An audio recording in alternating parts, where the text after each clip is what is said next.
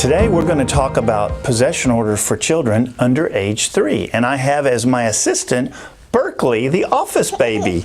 She worked in our office for the first 5 months of her life with her mama here till she got this big and decided she needed to be with children. But now she's back to help us talk about possession orders for children under 3. If they're over 3, we have a standard possession order, but that's only presumed to apply if they're 3. What do you do if you have a child who's not even 1 yet? The first thing to consider is that the parents should reach an agreement if they can under any circumstances.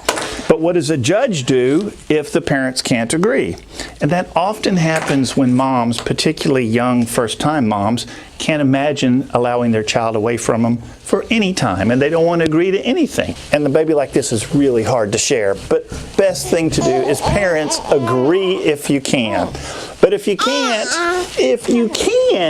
the judge is going to consider the age of the child, because a 2.5-year-old is different than a 2-month-old. Obviously, if a mom's breastfeeding a young child, that's an issue too, but there are ways to get around that.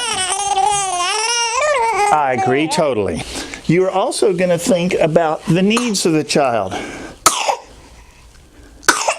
Do they have health issues? Or they have disabilities? Are they happy and sweet and almost always smiling like this girl? Or cranky and fussy and need a lot more attention?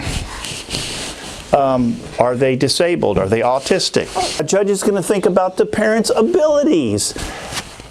Does the dad know how to change diapers and mix up formula? Is the dad even interested in doing it?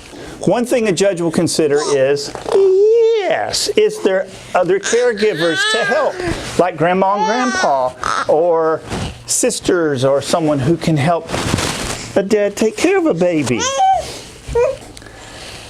So, one thing to bear in mind is a lot has to do with who the judge is.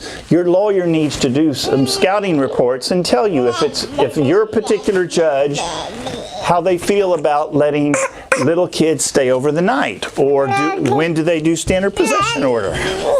But I'll go back to the beginning. Consider reaching agreement, working things out, having a flexible schedule, and then you don't need a court order. That's what you need to know for possession orders under 3. So, very often we do stair-step possession, where a dad has an hour at a time, and then he has 2 hours, and then he has 4 hours, and then after a certain number of visits, after a certain number of visits, he has his first overnight. And then after a certain number of those visits, he has 2 overnights. That allows the dad to get used to it, to prove he can do it. And frankly, a stair-step possession allows a new mom to get used to it. Okay. And if you're a young dad and you've had the baby for 2 hours, no matter what the court order says, you may be ready to give the baby back. Woo! One reason why we sometimes don't have fights about little kids is even the best of dads really have a hard time handling a baby for very long, and once they've tried it once or twice, they realize maybe that kid does need quality time with mom, and I'll just build up a little bit at a time.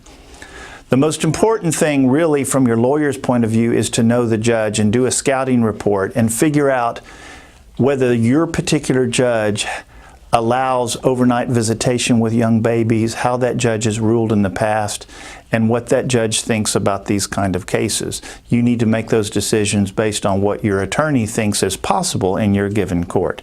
Everyone wants quality time with their kids, and they are going to grow older, and you will have that time. Dads need to be respectful about how moms feel without time with their child.